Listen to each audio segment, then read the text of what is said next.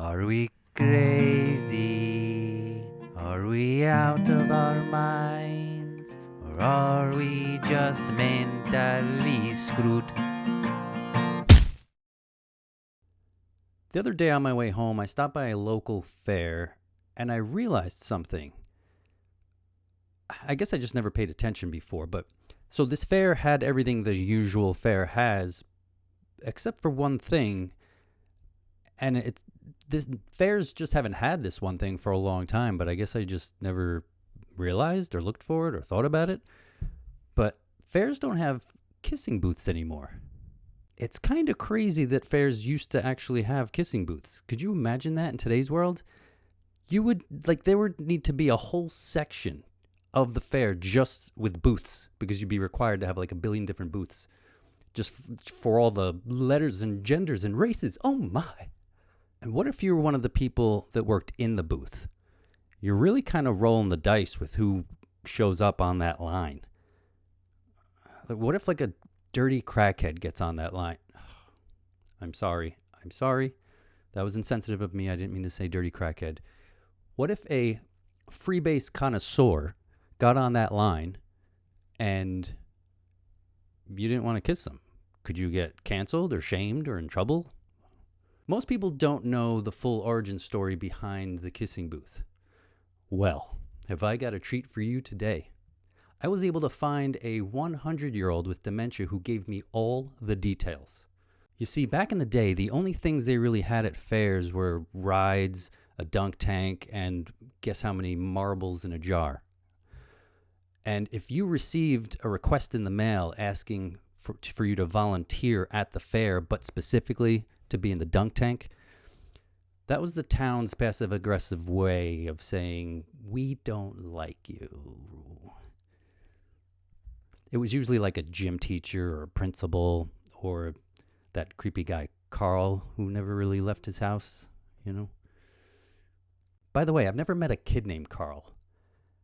I've met adults named Carl, but I feel like they were named something else when they were younger, and then they changed their name to Carl like somewhere around 40. I don't know. Anyway, so one day the mayor called a town meeting to see if they can come up with more ideas for the fair. By the way, don't Google any of this. They gave me a microphone. You can trust me. At this town meeting, the mayor was like, so the fair's getting stale, you see? We need new ideas. Does anyone have anything? One person raises their hand and they're like, what about shooting a water gun into a clown's mouth and a balloon on its head will fill with air? The first one to make it pop wins a prize, like a stuffed animal, say.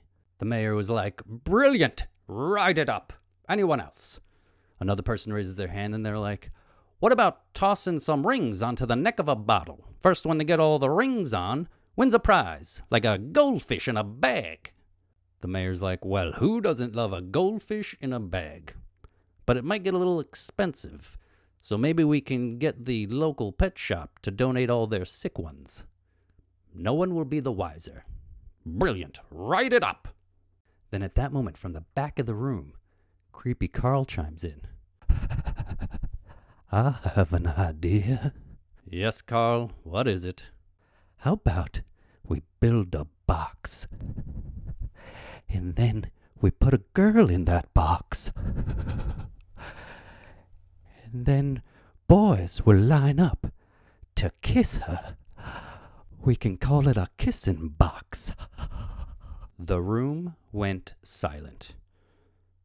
The mayor paused for a few minutes, looked around, and then finally said, brilliant, write it up.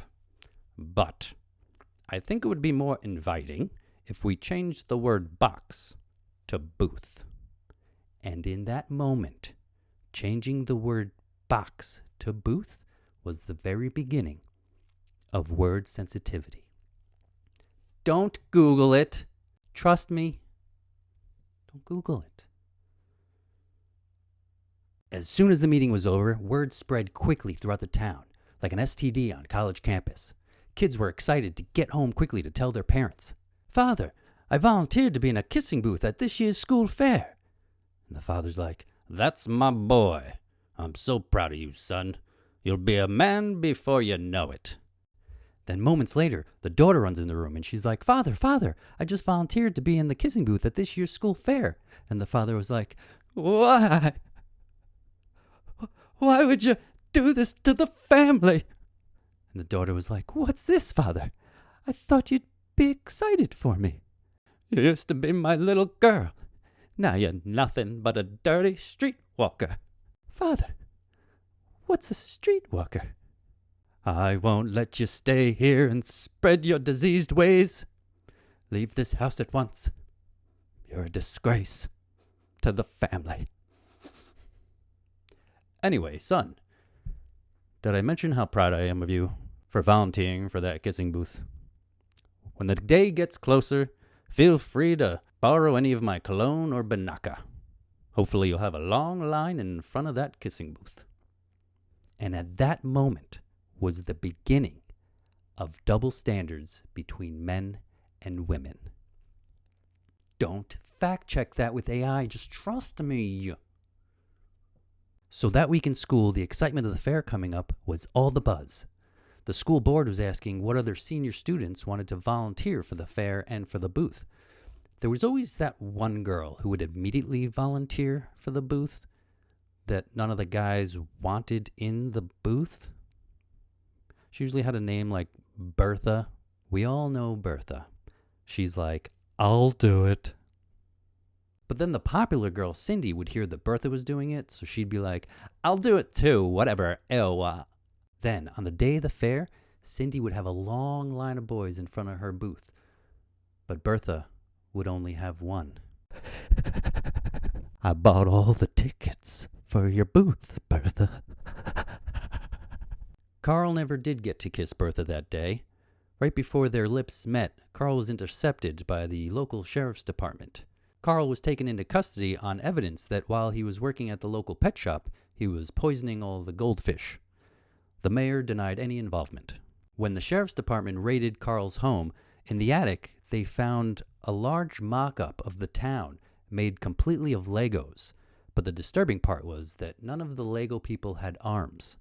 When Carl was questioned about this, he said, because I don't think everyone has the right to bear arms, and I'll prove it once I can find enough bears. Carl is currently living out the rest of his days in a psych ward in Catskills, New York. And that was the moment that sparked the controversy of whether people should or shouldn't have the right to walk around with a bear's arms. Enough with the fact-checking. I'm on social media, so you know it's real. Now, there is a learning opportunity here. If you have your arms replaced with a bear's arms, there's pros, there's cons. Okay, there's responsibilities. So let's just go through the cons and the responsibilities really quick. All right, let's just get this out of the way. First off, when you get your new arms, no petting puppies for 7.5 months. Studies have shown that it takes a while for your brain to understand again how to gently caress with those new meat mitts. So puppies are off limits. 2, your monthly shampoo expense is going to increase. There's no way around it. It is what it is. So make sure that you can handle that added expense. Third, and this is probably the most important one, remember that every hug that you give is going to be a bear hug, which means that everyone you hug, you're going to kill. My advice would be to only hug your enemies. Now, those are all the cons and responsibilities. As for the pros, you have a bear's arms. Do you need any other pros? No. Anyway, as for Bertha, that day at the fair, she never did get that first kiss. As she got older, she lived alone and accumulated a lot of cats. However, some may say that Bertha became somewhat famous. She went on to star in 2 very popular TV shows. One was called Hoarders, and the other, My 600-Pound Life. Are we crazy? Are we out of our minds? Or are we just mentally screwed?